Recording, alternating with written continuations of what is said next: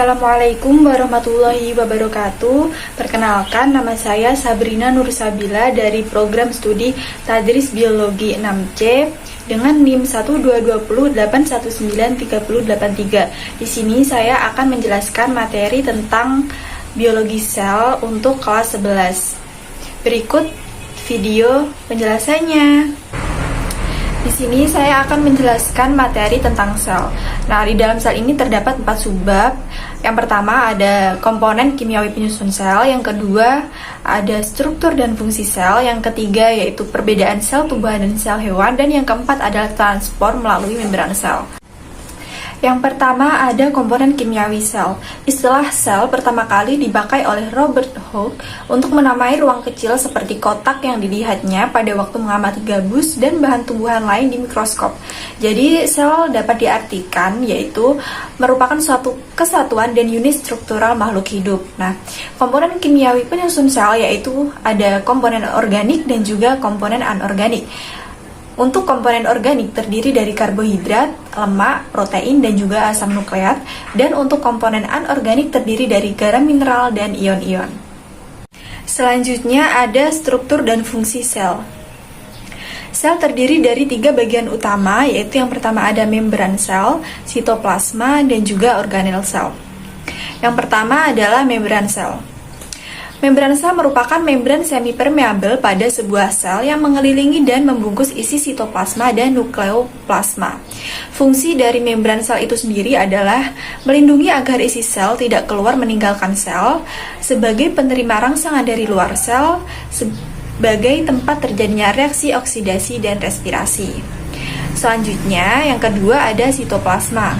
Sitoplasma merupakan cairan di dalam sel yang mengelilingi nukleus dan menjadi tempat untuk organel sel menjalankan fungsinya. Cairan sitoplasma ini disebut sitosol yang bersifat koloid. Fungsi dari sitoplasma adalah mengatur pertumbuhan dan perkembangan sel, mengontrol proses replikasi sel, dan juga mengatur keluar masuknya zat tertentu pada sel. Yang ketiga ada organel sel. Organel sel terdiri dari beberapa macam, yaitu yang pertama ada nukleus inti sel, yang kedua ada retikulum endoplasma, yang ketiga ada badan Golgi, yang keempat ada mitokondria, yang kelima ada lisosom, yang keenam ada badan mikro, yang ketujuh ada plastida, yang kedelapan ada vakuola, yang kesembilan ada ribosom, yang kesepuluh ada sitoskeleton, dan yang kesebelas ada sentriol. Selanjutnya, saya akan menjelaskan macam-macam organel sel yang sudah disebutkan tadi, yaitu yang pertama ada nukleus. Nukleus merupakan komponen utama dalam sel yang berfungsi mengatur aktivitas sel karena di dalam inti sel terdapat kromosom yang berisi DNA untuk mengatur sintesis protein. Nukleus terdiri dari selaput inti, cairan inti, dan juga anak inti. Yang kedua ada retikulum endoplasma. Retikulum endoplasma merupakan sebuah sistem membran yang berlipat-lipat yang bersatu dengan membran sel dan membran inti. Retikulum endoplasma ini terdiri dari 2 jenis, yaitu retikulum endoplasma kasar dan juga retikulum endoplasma halus. RE kasar berfungsi sebagai alat transportasi protein yang disintesis ribosom, sedangkan RE halus berfungsi untuk menyintesis lipid, fosfolipid, dan juga steroid. Yang ketiga ada badan Golgi. Badan Golgi merupakan organel sel berbentuk seperti kantong pipih dan dibatasi oleh membran. Fungsi dari badan Golgi yaitu membentuk membran sel dan dinding sel, membentuk kantong atau vesikula untuk sekresi, tempat pembentukan zat-zat sekresi, dan juga membentuk akrosom pada spermatozoa, kuning telur, dan lisosom. Yang keempat ada mitokondria. Mitokondria adalah organel dengan membran ganda yang ditemukan pada sebagian besar organisme eukariotik. Mitokondria menghasilkan sebagian besar suplai adenosina trifosfat pada sel yang digunakan oleh sumber energi kimia. Oleh karena itu, mitokondria disebut sebagai pembangkit tenaga pada sel. Yang kelima ada lisosom. Lisosom adalah organel bermembran yang ditemukan pada banyak sel hewan. Fungsi dari lisosom yaitu melakukan pencernaan intrasel. Yang keenam ada badan mikro. Badan mikro ini terdiri dari peroksisom dan glioksisom. Peroksisom merupakan salah satu jenis organel sel yang terbungkus membran tunggal dari lipid terlapisi dan mengandung protein penyerap atau reseptor. Peroksisom ini terdapat pada sel hewan dan sel tumbuhan. Sedangkan glukosom hanya terdapat pada sel tumbuhan dan mengandung enzim yang dapat mengubah lemak menjadi gula. Yang ketujuh ada plastida. Plastida hanya dimiliki oleh sel tumbuhan dan terdiri dari butir-butir yang mengandung pigmen atau zat warna. Plastida terdiri dari 3 macam, yaitu kloroplas, kromoplas, dan juga leukoplas. Kloroplas mengandung pigmen berwarna hijau karena mengandung klorofil. Kromoplas merupakan plastida yang mengandung pigmen, misalnya seperti karoten, pigmen kuning, vicocyanin pigmen warna biru, vicocyanin pigmen warna coklat, dan juga vicoerythrin pigmen warna merah. Sedangkan leukoplas merupakan plastida yang tidak berwarna dan berfungsi untuk menyimpan makanan. Selanjutnya yang ke-8 ada vakuola. Vakuola terdapat pada sel tumbuhan yang dikelilingi oleh membran tunggal yang disebut tonoplas. Fungsi dari vakuola itu sendiri yaitu untuk menyimpan alkaloid dan pigmen antosianin, tempat menimbun sisa metabolisme, dan juga tempat penyimpanan zat makanan. Selanjutnya yang ke-9 ada ribosom. Ribosom terdapat dalam sitoplasma secara bebas dan terikat pada retikulum endoplasma. Ribosom berfungsi dalam sintesis protein. Kumpulan ribosom yang menyintesis satu jenis protein disebut polisom. Yang ke-10 ada sitoskeleton. Sitoskeleton berfungsi sebagai kerangka sel, membantu gerakan substansi dari satu bagian sel ke bagian lain dan memberi kekuatan mekanik pada sel. Sitoskeleton tersusun dari 3 jenis, yaitu yang pertama ada mikrotubulus, mikrofilamen, dan filamen intermediate. Mikrotubulus berfungsi mempertahankan bentuk sel, membentuk flagella, silia, dan sentriol. Mikrofilamen berperan dalam memisahkan sel anak, sedangkan filamen intermediate berfungsi mempertahankan bentuk sel, tempat bertautnya nukleus dan organel lainnya. Yang ke-11 ada sentriol. Sentriol hanya dimiliki oleh sel hewan, sedangkan sel tumbuhan tidak memiliki sentriol. Sentriol memiliki jumlah sepasang yang disebut sentrosom. Pada saat sel membelah, sentriol bereplikasi dan menghasilkan benang-benang spindle untuk melekatnya kromosom. Selanjutnya ada perbedaan sel hewan dan sel tumbuhan.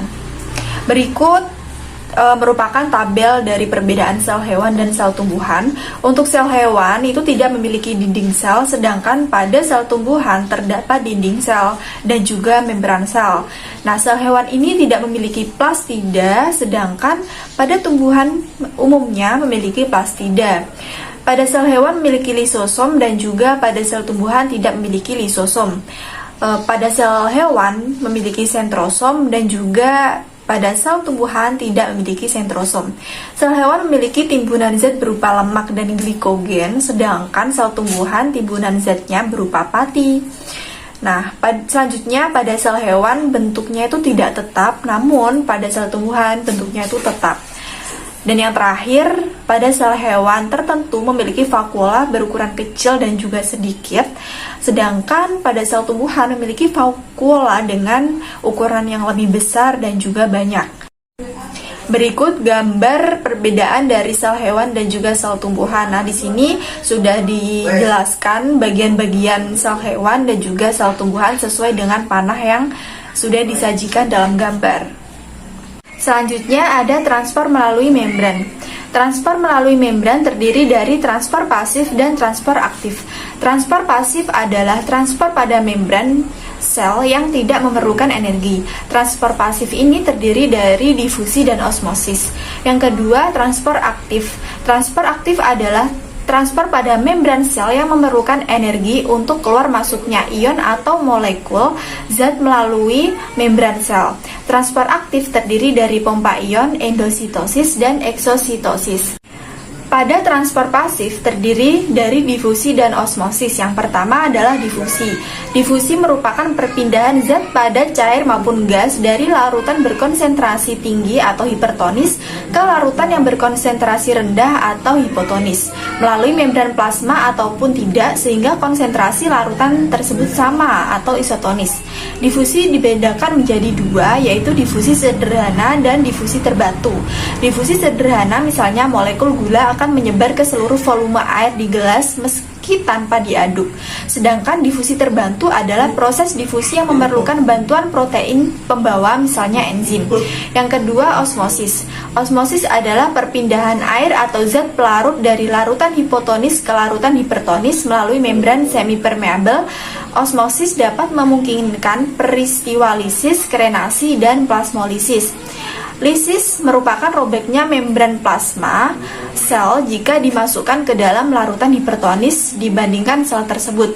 Krenasi merupakan mengerutnya sel jika sel dimasukkan ke dalam larutan hipertonis dibandingkan sel tersebut.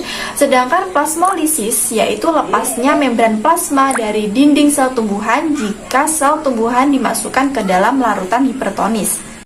Selanjutnya, transport aktif. Transport aktif terdiri dari pompa ion, endositosis, dan eksositosis. Pada pompa ion, proses ini terjadi bila konsentrasi ion kalium di dalam sel lebih tinggi dibandingkan sekelilingnya, dan konsentrasi ion natrium jauh lebih rendah. Oleh karena itu, membran plasma akan memompakan 3 ion natrium ke luar sel dan 2 ion kalium ke dalam sel, sehingga diperoleh kesetimbangan. Pada endositosis, peristiwa masuknya zat padat atau zat cair melalui membran. Endositosis dibedakan menjadi 2, yaitu pinositosis dan fagositosis. Contoh dari endositosis ini sendiri adalah sel darah putih dan amoeba yang memakan bakteri. Selanjutnya, eksositosis merupakan proses pengeluaran zat padat atau zat cair melalui membran. Contoh dari eksositosis ini adalah proses sekresi enzim oleh kelenjar. Sekian penjelasan tentang materi sel hari ini. Semoga bermanfaat. Apabila ada kurang lebihnya mohon maaf. Wassalamualaikum warahmatullahi wabarakatuh.